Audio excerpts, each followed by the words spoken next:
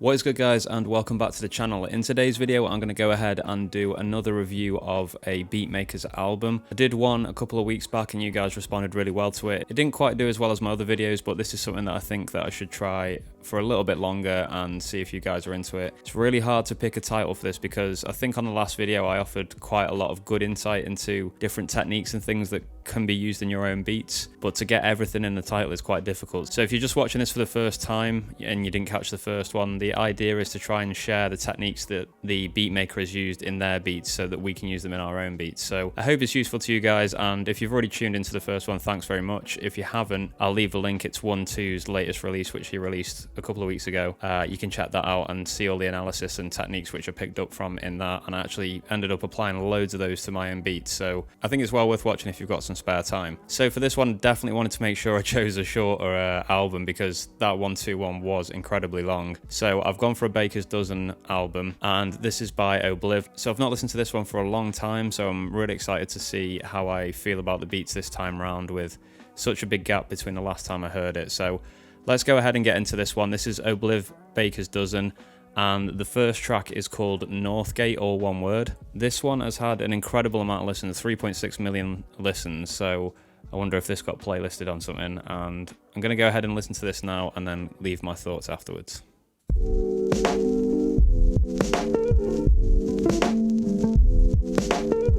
Okay, that was Northgate, the first track, and my thoughts on that are the sample was really cool, the sample choice, really enjoyed that sample, the kind of electric guitar, and the effect on the snare was the main thing that stood up for me.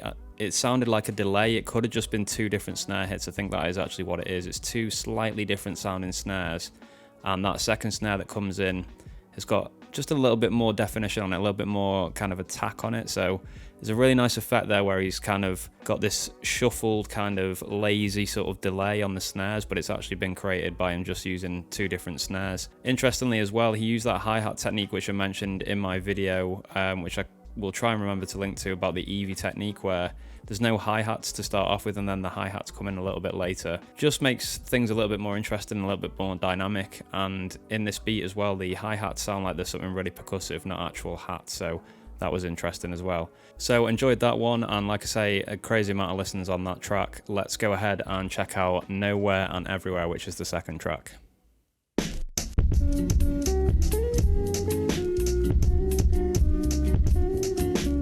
Okay, that was Nowhere and Everywhere, and that had a really interesting feel to it. It kind of feels like the guitar sample in it is slightly off in a way. It makes it really interesting to listen to. It obviously has been done on purpose, but it kind of gives you quite an uncomfortable feeling when you're listening to that track, which I actually enjoyed quite a lot. It kind of keeps you on your toes when you're listening to it. One of the main things I noticed in this track is that there's hardly any drums in there. They're so low in the mix, and he uses a very wet snare, but it's so low in the mix.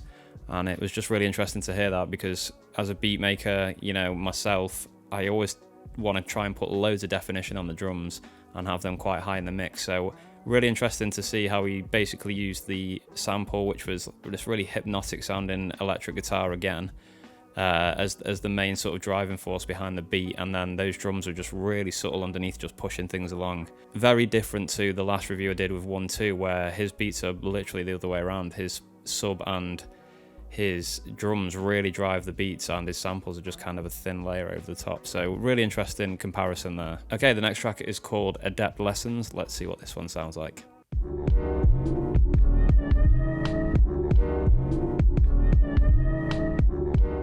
Okay, that's a crazy interesting track to listen to. The rhythm is all over the place on the drums, not in a negative way. It just sounds proper cool. The snares aren't where you think they're going to hit. There's a tiny little rim shot that comes in and it's just completely offbeat, and it's not where you're going to expect it to be. Obviously the main driving force in this one is actually the kick, and that's the thing that's kind of keeping the rhythm. So yeah, really interesting way of keeping a beat flowing. The sample itself, again, we can hear electric guitar, which is the third track in a row now where he's used an electric guitar sample, so that was interesting. I couldn't tell if that was layered over the top of the original sample or not. There's also a small vocal in there as well, which is very down pitched. Now I don't know again if that's part of the original sample or layered over the top, but overall everything just sounds so smooth. I really wish I could get a sound like that out of a sample, where it just sounds really like something with round corners, if that makes sense. That's how I can kind of like visualize it. It's just so smooth the way the sample sounds. So yeah, really enjoyed the rhythm in that one. It was really interesting, and it's definitely inspiration for me. I really need to branch out of just doing kind of 4/4 straight hip-hop beats, so definitely something I want to take and use in my own beats. Okay, let's go to track 4, and this one is called Tribeca, and yeah, let's give that a listen and see what we can learn from it.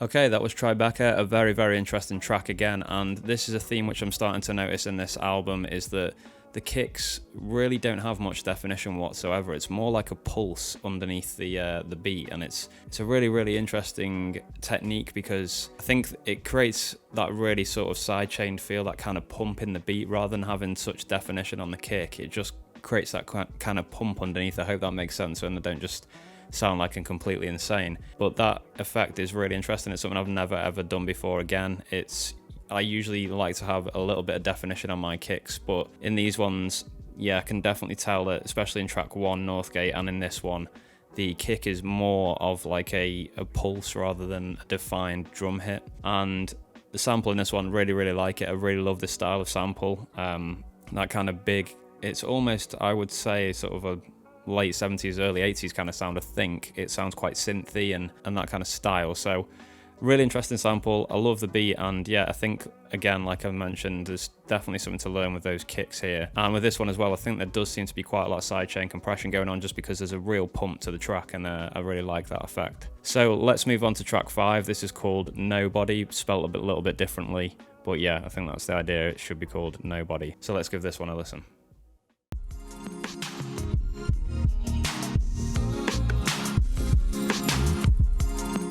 Okay, that was Nobody, and again, we're getting that similar kind of 80s vibe from this one. He's definitely used some 80s drums from like old drum machines or something like that, because we're getting those really kind of wet sort of synth snares. Really like those. And yeah, again, I love the sample choice in this one. I really love sampling this kind of era when I'm doing my kind of boom bappy stuff, the more sort of traditional hip hop stuff. I love diving into the sort of 80s stuff and seeing what you can do with it. So again, we get the same effect with the kick as well, where he's using it as kind of like a pulse rather than a defined hit. So that's definitely a reoccurring theme that I've noticed, obviously, because I've mentioned it a few times now. So I definitely want to try some beats like this after this album's done. I'll be straight into Ableton or on the SP, I imagine, to try and emulate this sound. But again, yeah, a very thick sound with this one, a big sounding sample, and it's got that real sort of 80s vibe to it, which I really enjoyed. Okay, so the next track is called Give Me, Interlude, and I imagine this leads on to the next track as well, which is called Give Me. So let's check these two out and see what they sound like.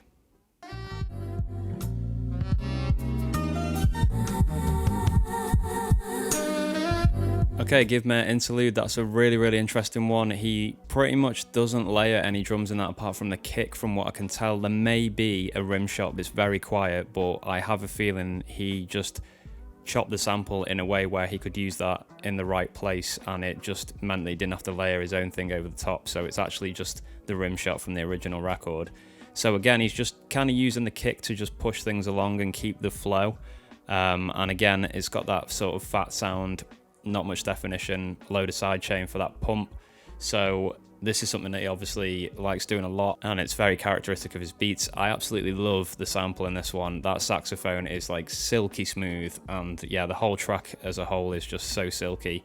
And I think that's one of the things that's important to realize, especially with this track, is that it's easy to overdo beat making. There's not much that he's input here in terms of like drums and layering things. I think he's just let the track do the talking and just put in that subtle kick to push things along. So really nice, really enjoyed that one. And yeah, let's go on to 7 straight away and listen to this one, because this is called Give Me as well.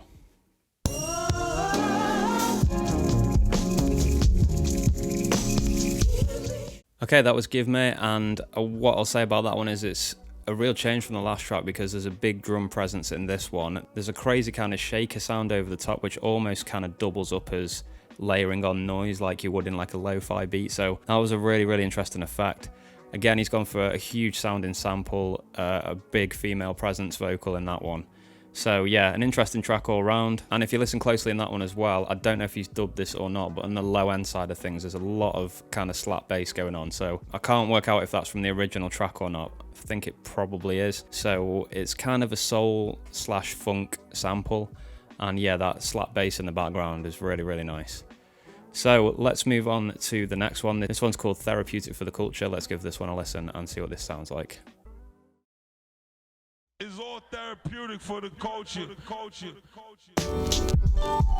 Okay, that was Therapeutic for the Culture, and again, what I will say about that one is this seems to be another theme as well, is his snares are so subtle. I don't want to say weak because I think that is the wrong word for it. I think it's more like subtle. He has them so low in the mix, and what I'm noticing a lot is he really likes driving the beats along with the kicks. And like we've already mentioned, I don't want to turn into too much of a broken record here, but again, we're getting that sort of pulsy vibe from the kick rather than that really defined sound. So yeah, again, another example of him just using the kicks to push things along. A really, really subtle snare hit in there, and quite a, I don't know, not a really like intense crack, just quite a sort of smooth sounding snare. So nothing too fancy on that department, but yeah, like I mentioned, a lot of these tracks are really driven along by the kicks, and this was just another example of it.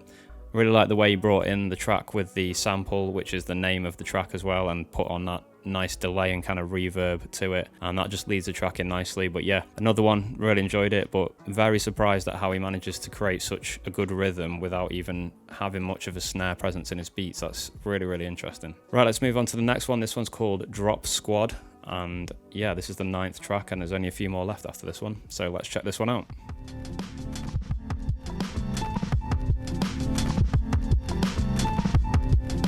Okay, that was Drop Squad, and there was a much more repetitive vibe about that track. I found the sample was kind of just going over and over and over. It created that kind of hypnotic feel to it. There's a really cool kind of drone on the sample as well. I think it must be strings that are just kind of in the background, and it's kind of that classic sort of soul sort of string drone, if that makes sense. I hope that makes sense, because you hear that a lot, and I really, really like the effect that it has, especially when it's sampled into hip-hop beats like this. The drums in this one are incredibly wet. They sound like almost like percussion in a way. They kind of have like a slap or a pat kind of sound to them, almost like someone's playing them with their hands, but it is a snare and a kick. But yeah, there's a really wet sound to them, so that was interesting. And I think in this one as well, if I could hear it properly, there was 2 kicks. One of them was doing the same thing as I've been talking about all the way through this one, is that kind of pulse sound. And then there's another one in there which is kind of really wet but with a bit more definition. So you had this kind of pulse and then the definition of the other kick that he's included. So that was crazy interesting to listen to. But yeah, liked that one. I really, really enjoyed the sample in that one. It kind of had that cool sort of mysterious vibe to it. But all in all, very interesting with the drums as well. So yeah, definitely loads to learn from this album so far. So the next track is the 10th one. It's called Reach God.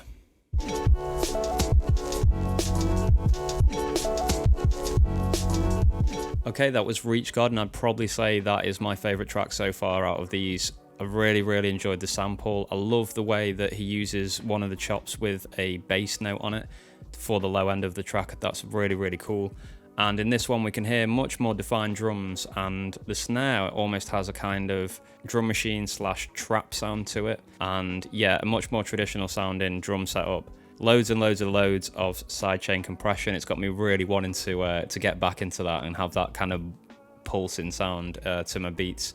So that's definitely inspired me to want to try more of that again. And yeah, all in all, really enjoyed this one. Definitely my favourite out of the 13 so far, but there's still 3 to go, so we'll see if it gets toppled. So the next one's called Dreamcatcher. I'll check that out and leave my thoughts in a second.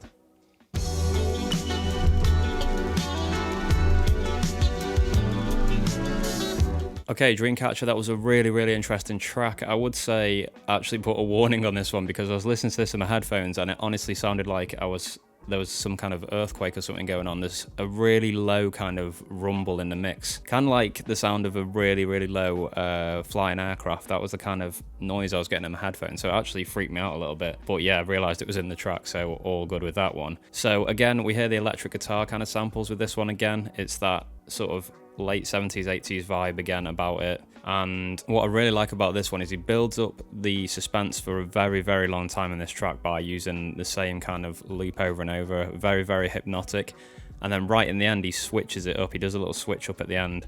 round about 3 minutes or so, and it completely changes and starts playing out the rest of the sample with saxophone and stuff. And I just really like that effect, because it feels like you've been held in suspense for a very long time, and then all of a sudden it's all released, and it's kind of like a really satisfying feeling when you're listening to it. So I really enjoyed that one. This is one of the most listened to actually as well. It's got 804,000 streams, so obviously a reason for that one. But yeah, it sounds like the drums in this one he didn't do at all. I think he's just left it to the actual loop of the track, and there's a hell of a amount of crackle on this one as well. But all in all, sounded really good. And yeah, just 2 left to go now, so let's check out Your Own Universe.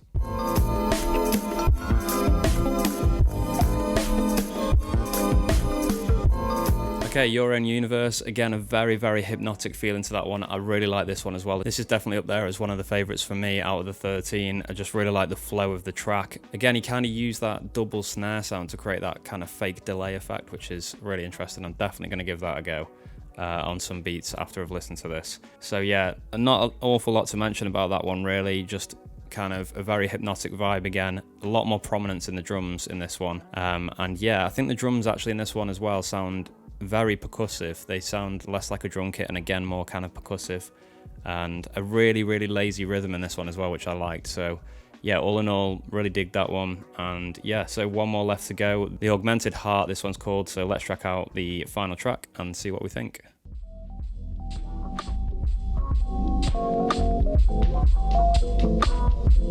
Okay, that was the final track, and what I will say in that one is there sounds like there's a hell of a lot of down pitching gone on in this one, including the kick and almost certainly the sample as well. The sample is completely down pitched, so it's got that really kind of thick, muddy sound to it.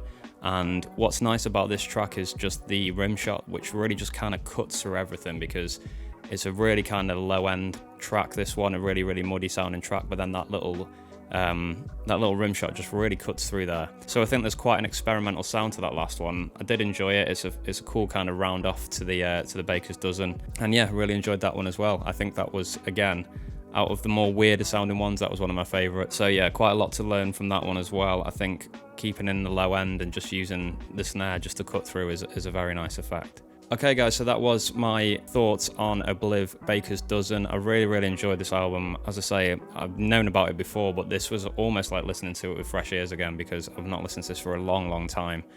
I think the main takeaways from this album were he's very much in the low end side of beat making. There's a lot of low end going on in these tracks, and he really pushes things along with the kicks as well, as I've mentioned.